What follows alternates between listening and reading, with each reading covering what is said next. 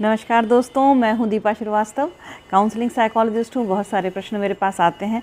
बहुत सारे लोग मुझसे काउंसलिंग कराने आते हैं, जिनके जीवन में जो भी उलझनें होती हैं मैं पूरी कोशिश करती हूं कि उनको समझकर उसको दूर करने की पूरी तन्मयता से मैं कोशिश करती हूँ। बहुत सारे सवाल अभी जब से मैंने चैनल शुरू किया मुझे पर्सनल पर आने लगे हैं। आप कमेंट कर इस चैनल पर भी मुझसे सवाल कर सकते हैं, मैं ज़रूर उसका जवाब दूंगी। एक सवाल मेरे पास आया है, लिखती हैं, हेलो दी, मेरी सास मुझे हमेशा बहुत टॉन्ट करती हैं। मेरा बेडरूम फर्स्ट फ्लोर पर है, सास का ग्राउंड फ्लोर पर है। जब भी कोई आता है तो उससे यही दिखाती हैं कि हम अकेले ही रहते हैं। मेरी सास ससुर अकेले रहना पसंद करते हैं। बच्चे अगर उनके रूम में जाते हैं तो उन्हें भगा देती हैं। मैं अपनी रिस्पॉन्सिबिलिटी अच्छे से निभाती हूँ, टाइम पे खाना और हर चीज़ पर मेरी सास सबको यही बोलती रहती हैं कि हम तो अकेले अपना बना करके खाते हैं। ससुर को भी मुझसे बात नहीं करने देती ज़्यादा, और जब ससुर से खाना के लिए पूछती हूँ तो वो बोलते नहीं हैं। सारा दिन ससुर को भड़काती रहती हैं। मेरी ननद को भी शुरू से ही भड़का करके उनको इस तरह कर दिया है कि वह मुझसे ज़्यादा बात करना पसंद नहीं करती हैं। अगर मैं पास बैठ जाती हूँ तो टॉन्टिंग करती हैं। मैं अपने बच्चों का और घर का कोई भी काम सास से नहीं करवाती हूँ, उन पर नहीं डालती हूँ। भले मेरी तबीयत भी ख़राब हो तब भी मैं खुद ही काम करती हूँ। फिर भी मुझे उन्होंने पूरी जगह बदनाम करके रखा हुआ है। खुद को बेचारी शो करती हैं हमेशा ही। क्या करूं, काफ़ी परेशान रहती हूं। मेरा बेडरूम फर्स्ट फ्लोर पर है, सारा समय यहीं पर निकलता है। बच्चों को देख नहीं सकती हैं तो दोनों बच्चों को लेकर के मैं ऊपर ही रहती हूं और काम करने के लिए बस नीचे जाती हूं। हस्बैंड एक ही बेटा होने के कारण कुछ नहीं कहना चाहते हैं। देखिए, आपकी बात जो है वो इस तरह की बहुत सारी औरतें होती हैं, सास होती हैं, जो जिनको ना शुरू से ऐसा उनके दिमाग में घुसा दिया गया होता है कि आपका जो बेटा है उसकी जो वाइफ आएगी वो आपको परेशान करेगी और आपको तो अकेले रहना पड़ेगा, और बेटा पैदा करके आपने कोई महान काम नहीं किया है, और जो बहू आएगी जब वो आपको अलग करेगी तब पता चलेगा। तो ये ना एक मानसिकता उनकी डेवलप हो जाती है औरतों की। और जब बेटे की वाइफ आती भी है तो वो उससे उस तरह से ही व्यवहार करती है कि जैसे वो जो बहू आई है वो उतनी अच्छी है नहीं। और एक बेचारापन दिखाने का ना उनको समाज में बड़ा शौक़ होता है ऐसी औरतों को कि हमारी तो बहू बेकार है और हम तो अकेले ही सब कर रहे हैं। तो बहुत सारा आप भी मत चढ़ाइए ऐसे व्यक्ति को। जब आपने उनको जैसा आपका कहना है कि आप पूरा काम उनका करती हैं, उनका वक्त पर ध्यान रखती हैं, ससुर जी का भी ध्यान रखती हैं और वो ससुर को भी भड़का के रखती हैं, तो देखिए एक बात समझ के रखिए, क्या ससुर को नहीं दिखता होगा कि आप सही हैं कि वो सही हैं? लेकिन आप सोचिए कि वो एक आदमी जो उन सास का पति है वो तक भी बेचारा है कि वो उनके सामने उनकी चलती नहीं है, और आपके पति भी उनके सामने कुछ नहीं बोलते हैं। नंद भी आई तो आप सच में देखिएगा, समझिएगा इस बात को कि क्या नंद को नहीं मालूम होगा कि वो उनकी माँ किस तरह के व्यवहार की करती हैं, और आप किस तरह। आप तो इतना करिए कि अपना व्यवहार ठीक ठाक रखिए, लेकिन बहुत सिर पे मत चढ़ाइए।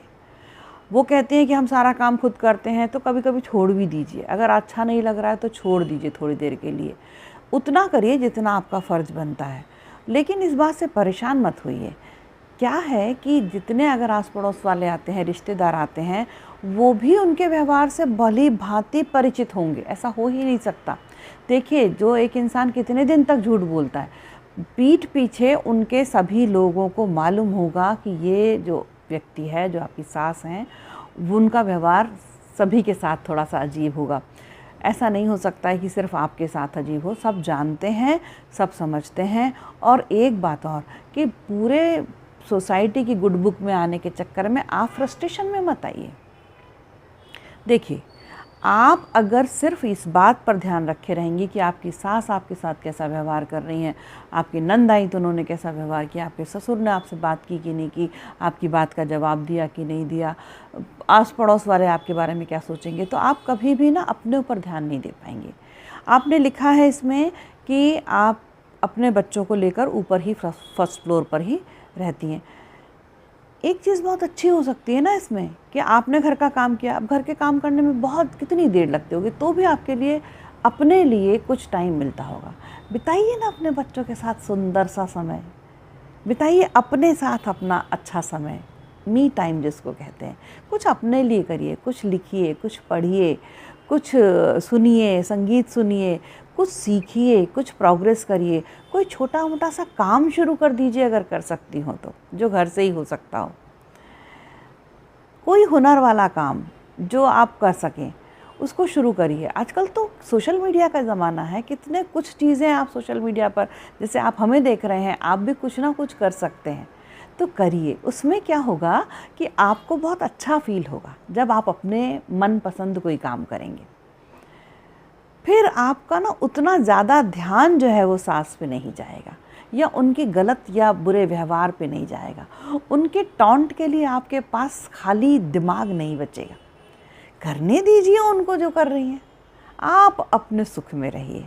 जब आपको दिन भर उनके समक्ष रहना ही नहीं पड़ता, ये तो बहुत पॉजिटिव बात है। पता है, आप तो अकेले रहते हैं अपने बच्चों के साथ, ऊपर खेलिए अपने बच्चों के साथ, मस्ती करिए, उनको पढ़ाइए, कुछ नया कुछ सीखिए अगर आप कुछ सीखना चाहती हैं थी। और ज़िंदगी में बहुत बार ऐसा होता है कि हम कुछ चाहते थे लेकिन नहीं सीख पाए, तो अभी आपके पास वक्त है। नहीं आप ट्यूटर लगा के सीख सकती, कहीं जाकर नहीं सीख सकती, तो आप यूट्यूब से सीखिए ना, हर चीज़ उपलब्ध है। और अपने समय को अच्छा बनाने की पूरी कोशिश करिए।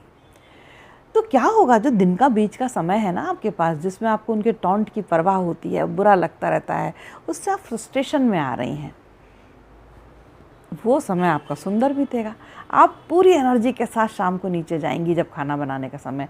खाना बनाइए जो आपकी पसंद का हो। उन्होंने बताया अगर कि मुझे ये खाना है तो बनाइए, वरना बढ़िया अपनी पसंद का खाना सबके लिए बनाइए, बनाइए उनके लिए भी, ससुर के लिए भी बनाइए। लेकिन अगर वो नहीं बताती हैं तो अपने हिसाब से बनाइए। उससे क्या होगा, उससे आपको अपनी पसंद का बनाना, जो खाना बनाएंगे ना, उसको बनाने में खुशी होगी, तो आप प्रसन्नता से भर जाएंगी। तो ये जो फ्रस्ट्रेशन वहाँ से आ रहा है, वो तो चाहती ही है ना। उनका उद्देश्य क्या है? उनका उद्देश्य आपको परेशान करना है। आप परेशान होना बंद कर दीजिए। नहीं हो रहा है परेशान, एक बिना दिखने इनविजिबल सा एक कर्टन लगा दीजिए बीच में कि मैं परेशान नहीं हूँ, स्टॉप कर दीजिए। आप उनको करने दीजिए परेशान, आप परेशान होइए ही मत, अपने आप बिलबिला जाएंगी वो। किसी परेशान करने वाले व्यक्ति से अगर हम परेशान ना हो, तो वो जिस उद्देश्य से ये सब कर रहे हैं वो पूरा ही नहीं हुआ, तो हार किसकी हुई और जीत किसकी हुई? जीत आपकी हो गई ना उस समय। आप अगर उनके परेशान करने से परेशान होते हैं तो आप हार गए। तो ध्यान रखिए अपना, खुद के लिए जीना शुरू करिए, मज़ा आएगा। करने दीजिए उनको जो हरकतें करती हैं। आप भी सवाल कर सकते हैं, आप महिला हों या पुरुष हों, आप सवाल कर सकते हैं मुझसे, और मैं इस चैनल पर आपका सवाल का जवाब ज़रूर दूंगी।